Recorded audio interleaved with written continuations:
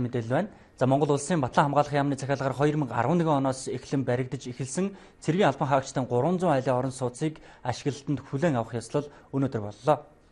Зэвсэг түвшний түүхэнд 1990 оноос хойш 300 айлын орон сууц нэгэн зэрэг ашиглалтанд орж байгаа анхны тохиолдол юм а. Барилгын үндсэн гүйцэтгэгчээр Хөөмөт компани ажилласан бөгөөд зэвсэг түвшний 4 ангийн дайчид хүч хамтран 300 айлын орон сууцыг гүйцэн барьж улсын комисс хүлээн авснаар ийхүү ашиглалтанд өглөө. Нээлтийн ёслол Батлан хамгаалахын сайд Цолмон улсын хурлын гишүүн Батлан хамгаалахын сайд асан болд зэвсэг түвшний жанжин штабын дарга хошууч генерал Даваа төрийн нарийн бичгийн даргын үүргийг төр орлон гүйцэтгэж Батсайхан нарын албаны хүмүүс оролцлоо. Батлан хамгаалахын сайдаар болд гишүүн ажиллаж байхдаа хөрөнгө санхүүжилтийн улсын хурлаар шийдүүлж 2 жил орчмын хугацаанд багтаан ашиглалтанд оруулах товтой 70 гаруй хувийн гүйцэтгэлтэй хэвийн үргэлжилж байсан дээрх орон сууцны барилгын ажлыг улс төрийн явцсан ашиг сонирхлоор зогсоосны улмаас багагүй хугацаа алдаж гүйцэтгэл нь удаашрсан байна.